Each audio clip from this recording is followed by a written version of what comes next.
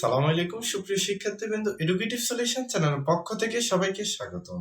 আলোচনা করছি আমি মোহাম্মদ আসিফউদ্দিন। প্রিয় শিক্ষার্থী বন্ধুরা, আজকে আলোচনা করব ষষ্ঠ শ্রেণীর 18তম সপ্তাহের গণিত অ্যাসাইনমেন্টের সমাধান নিয়ে। প্রিয় শিক্ষার্থী বন্ধুরা, তোমরা এখনো যারা এডুকেটিভ সলিউশন চ্যানেলটি সাবস্ক্রাইব করনি, অবশ্যই সাবস্ক্রাইব করে এডুকেটিভ সলিউশন চ্যানেলের সাথেই থাকো। প্রিয় শিক্ষার্থী বন্ধুরা, তোমাদের অবগতির জন্য জানানো যাচ্ছে যে আমরা সব সময় তোমাদের সর্বোচ্চ মার্কস নিশ্চিত লক্ষ্যে ইউনিক আনসার দেওয়ার চেষ্টা করি। শিক্ষার্থী বন্ধুরা, এবার আমরা অ্যাসাইনমেন্টটি দেখি। প্রিয় শিক্ষার্থী বন্ধুরা, অ্যাসাইনমেন্টটি দেখি আমরা। অ্যাসাইনমেন্ট বা নির্ধারিত কাজের ক্রম হচ্ছে অ্যাসাইনমেন্ট বা নির্ধারিত কাজ 4। এরপর আমরা অ্যাসাইনমেন্ট বা নির্ধারিত কাজ। আবু হানিফ সাহেব তার ইটের ভাটায় কিছু সংখ্যক ইট তৈরির জন্য 250 জন শ্রমিককে 30 দিনের জন্য নিয়োজিত করলেন। জরুরি প্রয়োজনে কাজটি 12 দিনে শেষ করার তাগিদ দিলেন।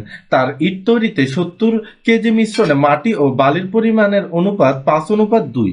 ক, মাটি ও বালির পরিমাণ নির্ণয় করো। খ, কি পরিমাণ বালি মিশালে উক্ত মিশ্রণটি 2:5 হবে। গ, অতিরিক্ত শ্রমিকের সংখ্যা নির্ণয় করো।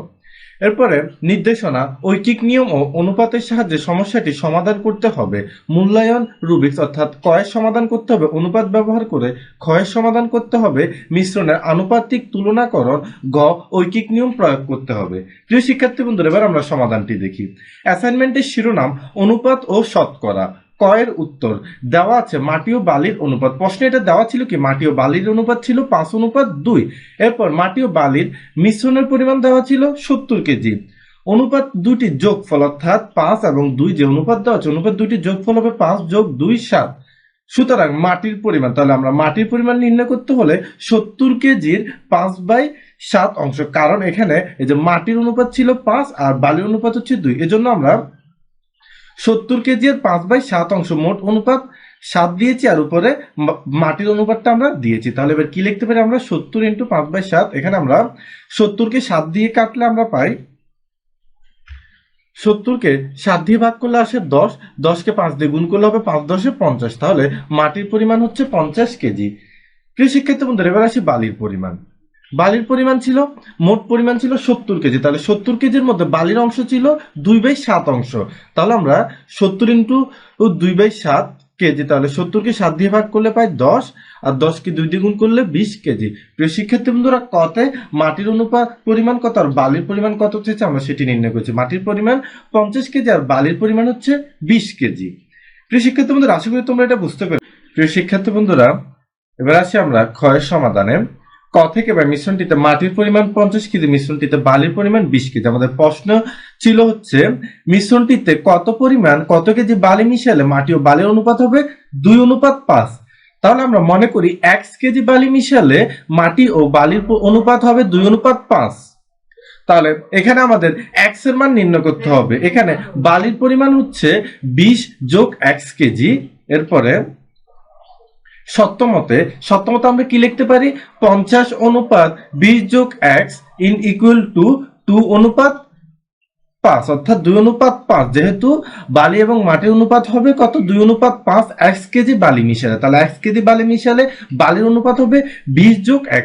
সেজন্য আমরা প্রথমে 50:20 যোগ x = 2:5 লিখেছি। এবার আমরা অনুপাতকে ভাগ আকারে নিয়ে যাই, 50/20 যোগ x = 2/5। এবার আমরা 8 গুণন করি। 8 গুণন করলে কি হবে, এই 20 যোগ x কে আমরা 2 এর সাথে গুণ করি, 20 দুগুণে 40, আর x কে 2 এর সাথে গুণ করলে 2x, আর 5 × 50 করলে আমরা পাই 250।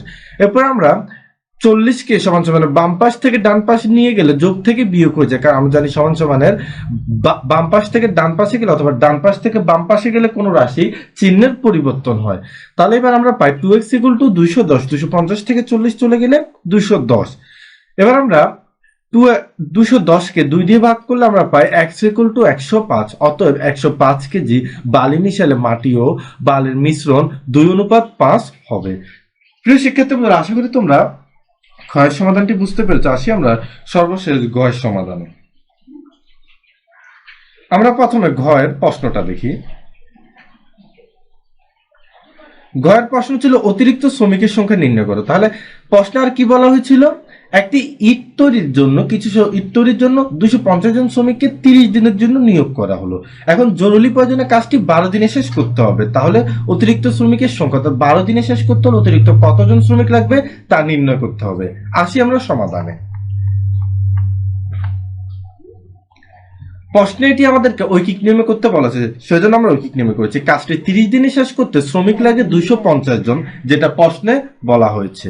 সুতরাং তাহলে একদিনে কাজটি শেষ করতে হলে শ্রমিক আরো বেশি লাগবে, কারণ 30 দিনে কাজটি শেষ করতে 250 জন লাগলে উক্ত কাজ যদি একদিনে শেষ করতে হয় তাহলে শ্রমিক আরো বেশি লাগবে। এই জন্য আমরা 250 কে 30 দিয়ে গুণ করেছি এতজন। সুতরাং অর্থাৎ 12 দিনে কাজটি শেষ করতে হলে, তাহলে একদিনে শেষ করতে হলে যদি শ্রমিক যতগুলো লাগবে 12 দিনে শেষ করতে তার থেকে কি আরো কম লাগবে, তাই আমরা ভাগ করেছি 12 দিয়ে। তাহলে 250 ইন্টু 30 ভাগ 12, 250-কে 30 দিয়ে গুণ করে 12 দিয়ে ভাগ করলে আমরা উত্তর পাবো, মান পাবো 625 জন। 250 গুণ 30 করেছি, এরপর আমরা 12 দিয়ে ভাগ করেছি, তাহলে আমরা 625 জন পেয়েছি। সুতরাং অতিরিক্ত শ্রমিক সংখ্যা, অর্থাৎ শ্রমিক আগে ছিল 250 জন, এখন 30 দিনের জন্য, এখন একদিন 12 দিনে কাজটি শেষ করতে হলে অতিরিক্ত কতজন শ্রমিক লাগবে, তাহলে অতিরিক্ত শ্রমিক সংখ্যা 625 বিয়োগ 250 জন, সুতরাং 375 জন। উত্তর 375 জন। প্রিয় শিক্ষার্থী বন্ধুরা, আশা করি তোমরা গ নং প্রশ্নের সমাধানটিও বুঝতে পেরেছো। প্রিয় শিক্ষার্থী বন্ধুরা, আশা করি তোমরা অ্যাসাইনমেন্টের সমাধানটি ভালোভাবে বুঝতে পেরেছো। সমাধানটি বুঝতে যদি কোনো প্রকার সমস্যা হয় অবশ্যই কমেন্টসের মাধ্যমে জানাবে। আজ এ পর্যন্তই। সবাই সুস্থ থাকো, ভালো থাকো, আল্লাহ হাফেজ।